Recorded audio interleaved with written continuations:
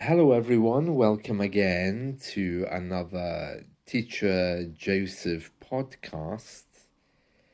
Today, we're going to read through a story which is all about alcohol consumption and alcohol purchase.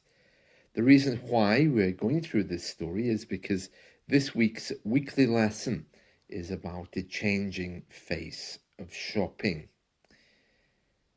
In the old days, and perhaps in some areas around the UK still, there are shops which are called off-license shops.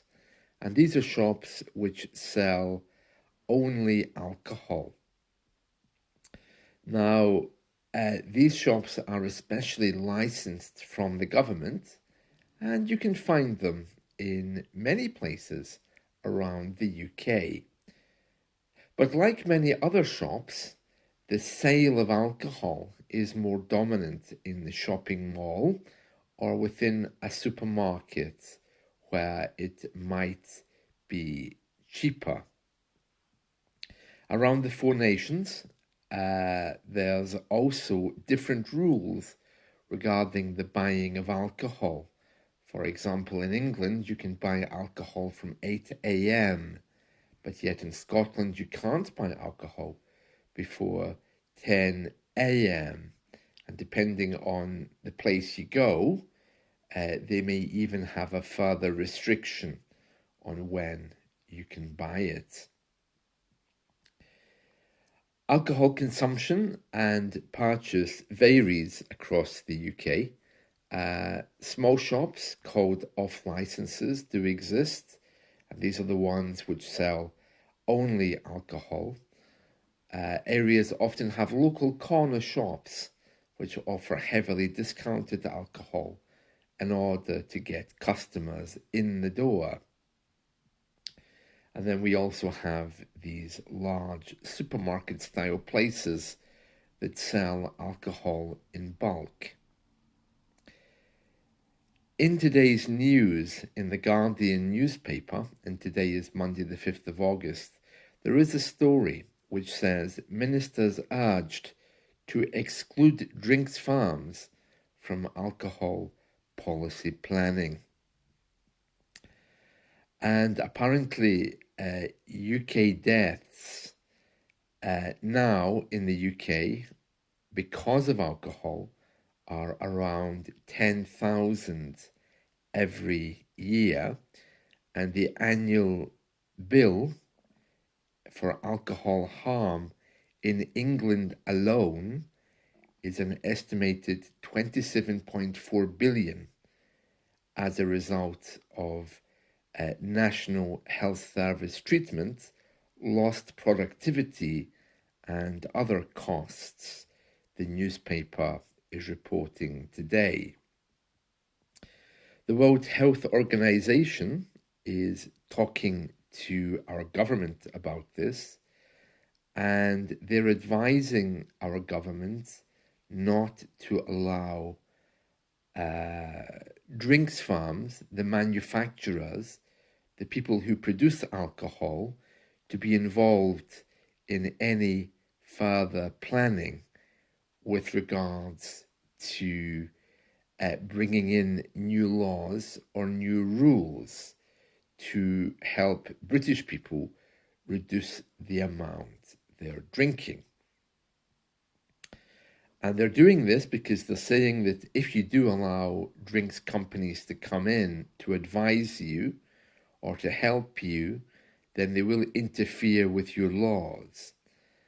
And the World Health Organization is saying that in the past, they had similar problems with tobacco farms. Before cigarette smoking was banned completely, they tried to talk and get advice from the industry, but what they did was try to interfere with new laws of prohibition. So we're going to read through this story today. It says, government ministers urged to exclude drinks farms from alcohol policy planning. And yes, it is known really that alcoholism is a huge issue here. Many of us have lost friends and relatives because of alcoholism, but I think, as usual, our governments are trying to deal with the symptom. They're not looking at why people are drinking. Older people especially are known for being very, very lonely, leading very solitary lives. There's all kinds of general unhappiness and malaise around the UK. So I think this year is trying to deal with a symptom of something much deeper. And as usual, they're not really trying to tackle the bigger picture. Anyway, we're going to try to read through this story. It's fairly long, so I'm going to exclude parts of it. Let's begin. It says here, ministers are being urged to exclude the alcohol industry from helping to draw up plans to reduce drink-related harm because of past interference with such initiatives. Now, that's quite a complicated first paragraph. Ministers are being urged, they're being told that it would be better to exclude the alcohol industry from helping or assisting the government to create plans. To draw up a plan is to create a plan. And then the story continues. Public health campaigners are saying that this should happen because of UK deaths being very, very high now, hitting 10,000 deaths every year. And it's very interesting how they're saying 10,000 deaths a year in the UK, and the annual bill for alcohol harm in England alone is 27.4 billion. So the figures there are not consistent. One is for the UK, the other is only for England, and I guess that's because the way in which figures are compiled, statistics may not be easily available for each of the four nations. It goes on to say, just like tobacco companies, alcohol companies have a long history of disrupting and delaying health policy, which is why the World Health Organization advises governments to protect against influence from the alcohol industry. It says here the Scottish government had to wait 5 years to introduce minimum unit pricing of alcohol after legal challenges by the alcohol industry. And so new guidance is being created for government ministers to exclude alcohol firms in order to push through their agenda. And it's saying here that the government will no longer take evidence from particular companies, one of which is the British Beer and Pub Association.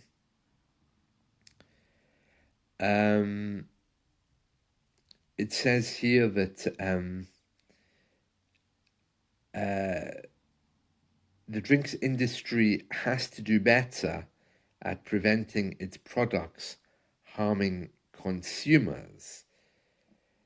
The government have said that the alcohol industry is advocating and promoting self-regulation, but at the same time, they're expecting the government to do nothing. And they're warning the alcohol industry. We are considering a wide range of different interventions, and if nothing changes, the Labour government will certainly be taking action. And this is where it gets complicated, because it now says, and this is from Professor Ian Gilmore former president of the Royal College of Physicians, over 10,000 people a year in the UK die to alcohol-related causes. So let me just see. Yeah, so in the beginning of this story, they are saying it's 10,000 people a year in the UK, but 27.4 billion only in England. So this 10,000 people a year in the UK is right, but don't confuse that with the other figure. It says here, yet the industry that profits from these products is often given a voice to say how alcohol is regulated, priced, and made available.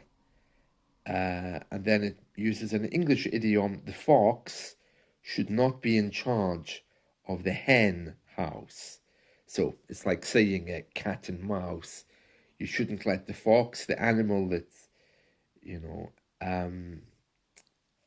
eats chickens, the fox should not be allowed to be in charge of the chicken coop or the hen house, as it's called here. In response, the chief executive of the Portman Group, which is one company which I believe produces or owns some beverage companies, says in response, this is a narrow-minded suggestion put forward by an organization funded by the temperance movement. The temperance movement is one which is pushing for all alcohol to be removed from British society. The temperance movement is a Victorian term. It says here, it completely fails to take into account the tangible work of initiatives funded by the alcohol industry in tackling alcohol arms. Let me read that again. Funded by the alcohol industry in tackling alcohol harms, encouraging moderation and enforcing responsible marketing, he said. It says here, for over 30 years, the Portman Group system has effectively ensured that the industry has protected consumers from irresponsible marketing. It is vital to listen to a range of voices on these important issues. So causing a bit of controversy there, the government wanting to exclude alcohol companies. But to be honest with you, I think many people here are in complete denial about the amount of alcohol consumed. And also, it's not just about the alcohol itself, it's about the behaviors. Alcoholism affects everyone, not just those people who have to tolerate drunks. The behavior of alcoholics is very wide-ranging. So I can see why the government is trying to do something. It's a major health issue, but it's also a major cultural issue. And I would guess that to try to move people on from alcohol would be a wonderful thing. So that's today's story. Ministers are being urged, being told or advised to exclude drinks farms from planning future changes as to how we buy and consume alcohol.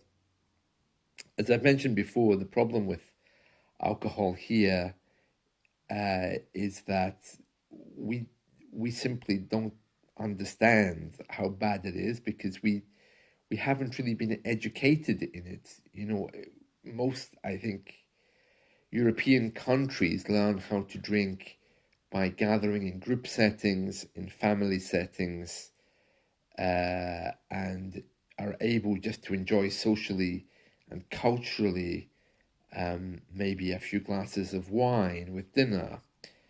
Whereas here in the UK, we don't have those social structures. So people would happily spend a lot of money buying 2 bottles of gin or whiskey or vodka to watch with a movie. which they then fall asleep to in the middle, and they get very, very drunk alone. If you go into a pub here in the UK, it would be fairly common, especially during the week, to see a man with a cup of tea, a hot chocolate, a pint of beer, and a glass of whiskey, and he's taking a little sip of each one while reading the newspaper. We really aren't educated on drinking alcohol. Of course, everyone deserves their own views on this, and if someone wants to drink, they have a perfect right to do so. But it looks like drinking is going to be the next taboo after cigarette smoking. Drinking is going to be the next demon of society. Right, well, that's it from me for today. So this, of course, is linked into my weekly lesson, which is all about shopping malls. Just to recap, small shops selling alcohol only in the UK are called off licenses. There's a few of those around. There's also our major supermarkets where you can buy alcohol in bulk. We have small corner shops which specialize in low-cost alcohol, which has now been partially banned in the north. And of course, there's also mail order companies for those who don't want to go out and buy alcohol. So yeah, it's a very interesting and deep subject. And as you can hear there, if alcohol farms are going to be excluded from the table when the government's making decisions, it does sound rather odd, even though in the long run it may be beneficial. That's it from me. See you all. Bye.